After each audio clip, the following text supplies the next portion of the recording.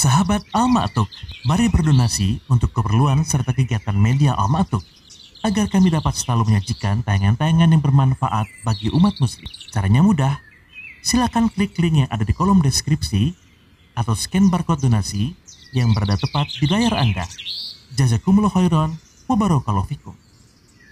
Bismillahirrahmanirrahim. Assalamualaikum warahmatullahi wabarakatuh.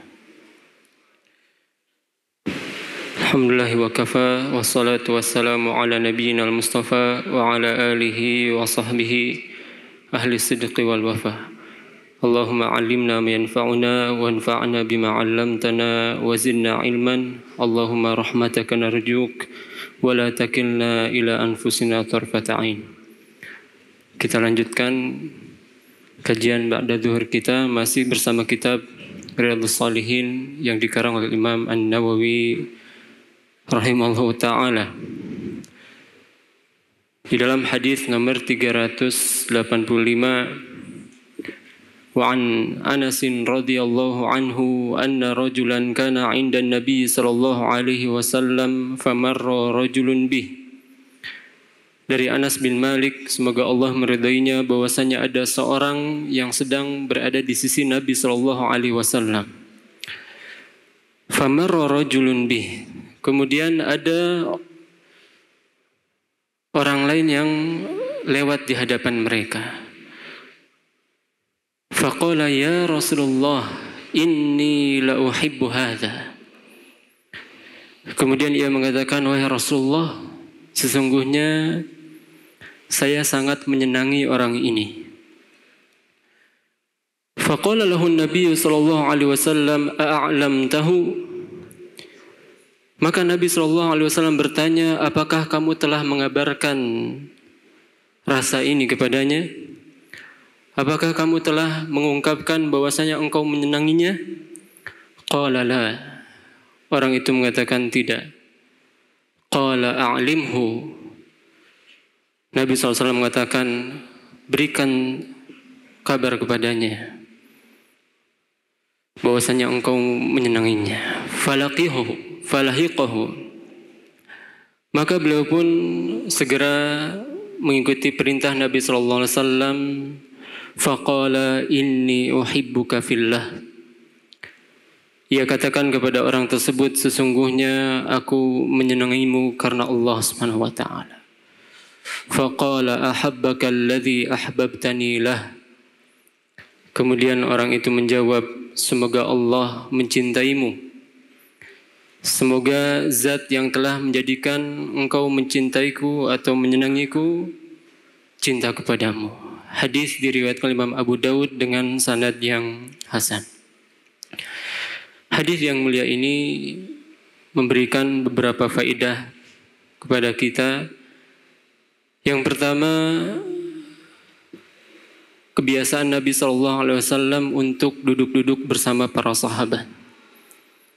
Dan memang orang yang senang bergaul itu lebih baik daripada orang yang tidak senang bergaul. Nabi SAW mengatakan, al-muslim idza kana yukhalitun nas wa yasbir ala adahum khairun minal muslim alladzi la yukhalitun nas wa la yasbir ala adahum. Seorang muslim yang senang bergaul dengan manusia dan bersabar menghadapi gangguan mereka itu lebih baik daripada seorang muslim yang tidak mau bergaul dan tidak bersabar terhadap gangguan manusia. Kemudian yang kedua, di antara faedah hadis ini bahwasanya para sahabat dahulu ketika mereka bersama Nabi SAW tidak berada dalam kondisi yang sama.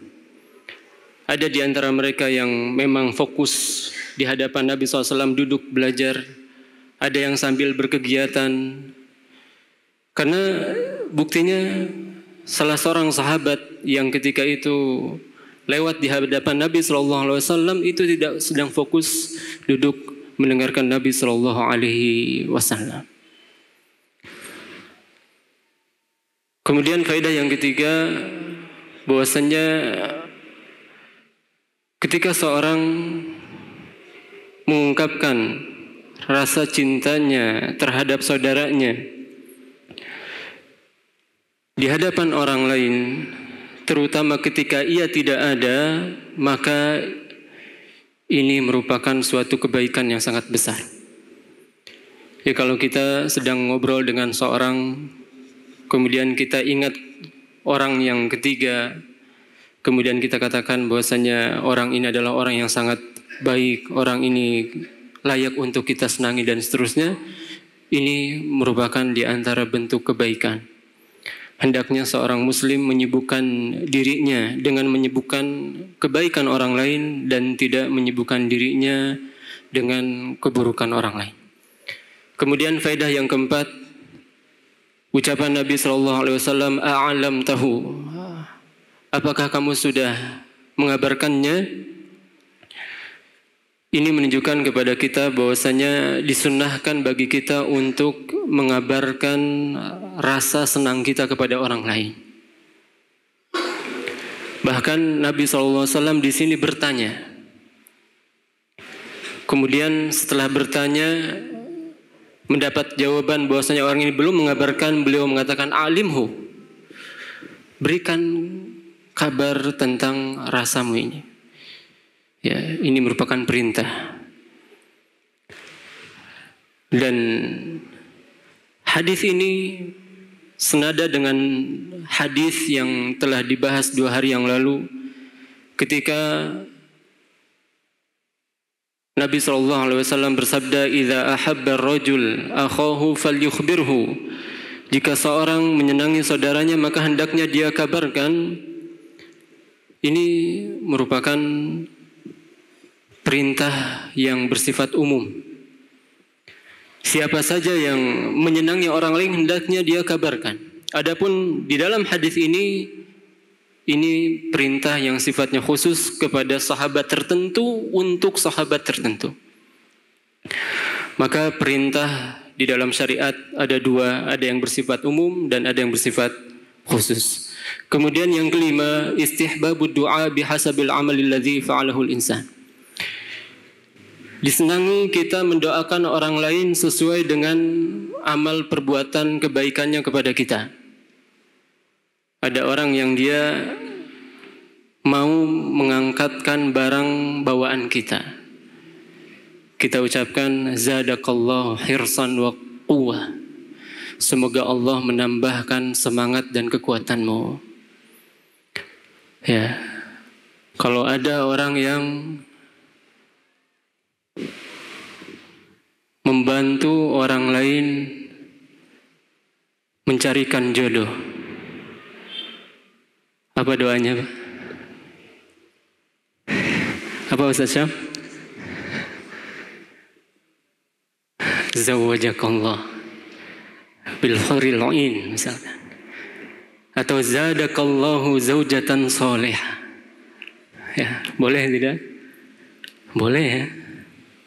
Kalau memang mau. Jadi dianjurkan kita mendoakan orang lain sesuai dengan kebaikannya.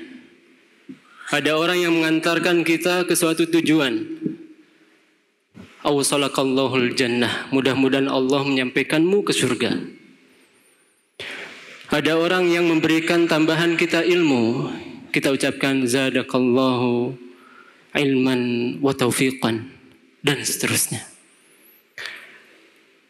Kemudian faedah yang selanjutnya bahwasanya rasa cinta ini akan semakin bertambah ketika kita kabarkan perasaan ini kepada orang lain. Jadi kalau ada perasaan itu jangan dipendam saja, ungkapkan. Ya, walaupun mungkin di masyarakat kita agak kagok ya. Kita datangi laki-laki kemudian ini uhibbuka fillah, gitu ya. Itu agak kagok. Oleh karenanya mungkin bisa sambil ditambahkan hal lainnya. Ya, seperti hadis yang kemarin kita dengar bagaimana Nabi SAW mengucapkan wallahi inni la uhibbuka fillah. Wahai Mu'adz, demi Allah aku sangat menyenangimu karena Allah. Jangan engkau tinggalkan untuk mengucapkan zikir ini setiap selesai salat atau setiap di penghujung salat. Maka kalau kita agak kagok mengucapkan ucapan ini, tambahkan sesuatu. Ya. Setelah kita mengucapkan wallahi inni uhibbuka fillah, kemudian kita tambahkan ya misalkan ayo orang ngaliwat. Nyambung dah. Sambung-sambungkan saja. Ya, karena memang terkadang kita canggung untuk mengungkapkan ini tanpa ada hal lainnya. Padahal ini sesuatu hal yang biasa kalau di kalangan bangsa Arab sana. Kemudian faedah yang terakhir, hadis ini menunjukkan kepada kita betapa semangatnya Nabi SAW untuk menyebarkan rasa cinta di kalangan umatnya. Dan ini juga menunjukkan kepada kita betapa agungnya rasa cinta karena Allah di hadapan Allah Subhanahu wa taala. Pahalanya sangat besar. Orang ini mengatakan ahabbakallazi ahbabtani lah, semoga Allah mencintaimu, zat yang telah menjadikan engkau senang kepadaku. Dan apa yang terjadi kalau Allah sudah mencintai seorang hamba? Dijelaskan dalam hadis yang sering kita dengar, فَإِذَا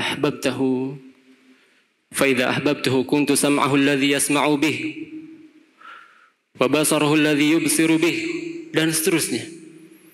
Kalau saya sudah mencintai seorang hamba, kata Allah Subhanahu wa taala, maka tangannya atau penglihatannya tidak akan bergerak kecuali atas penglihatanku, dan seterusnya. Hadis itu, kata para ulama, setidaknya ada 3 penjelasan. Yang pertama yaitu orang yang berusaha untuk dicintai Allah Subhanahu wa taala, maka anggota tubuhnya akan dijaga. Sebagaimana Nabi SAW pernah berdoa, Allahumma matti'ni bisam'i wa basari wa quwwati abadan ma abqaitani. Ya Allah, jadikan saya hidup penuh dengan kenikmatan di pendengaran, penglihatan, kekuatanku selama aku hidup. Maka Nabi SAW hidup penuh dengan kenikmatan di dalam hal-hal tersebut. Demikian juga Abdullah bin Umar.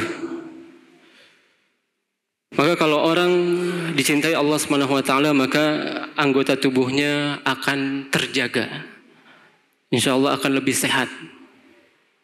Demikian juga dikisahkan tentang seorang ulama Syafi'iyah yang bernama Muhibbuddin At-Tabari, yang usianya sudah lebih daripada 100 tahun.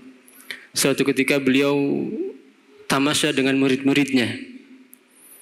Ya, ketika tamasya itu murid-muridnya melihat kok gurunya ini kalau lewat lubang loncat, kalau ada yang dipanjat-panjat naik, padahal sudah 100 tahun lebih.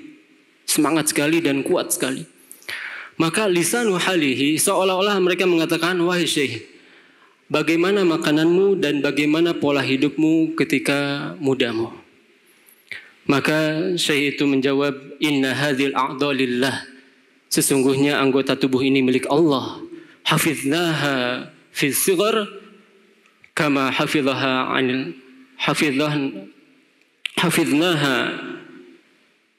fi sighari 'anil haram fa hafizahallahu lana fil kibari 'anil atam.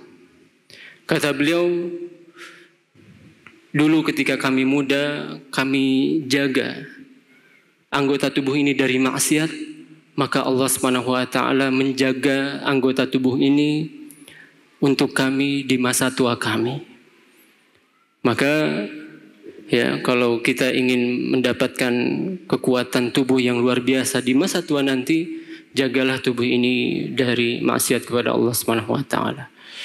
Kemudian yang kedua yaitu, atau yang ketiga, bahwasanya maksud daripada Allah akan menjaganya dalam hadis itu, jika dia dicintai Allah, selain tubuhnya akan kuat, kemudian dihindarkan dari maksiat, yang terakhir anggota tubuhnya akan diberkahi oleh Allah Subhanahu wa taala. Mungkin ini saja yang bisa kita bahas, mudah-mudahan bermanfaat. Wassalamualaikum warahmatullahi wabarakatuh. Wa akhiru da'wana alhamdulillahirabbil alamin. Subhanakallahumma bihamdik asyhadu an la ilaha illa anta astaghfiruka wa atubu ilaik. Assalamualaikum warahmatullahi wabarakatuh. Sahabat Al-Ma'tuk, mari berdonasi untuk keperluan serta kegiatan media Al-Ma'tuk agar kami dapat selalu menyajikan tayangan-tayangan yang bermanfaat bagi umat muslim. Caranya mudah. Silakan klik link yang ada di kolom deskripsi atau scan barcode donasi yang berada tepat di layar Anda. Jazakumullah khairan wa barakallahu fikum.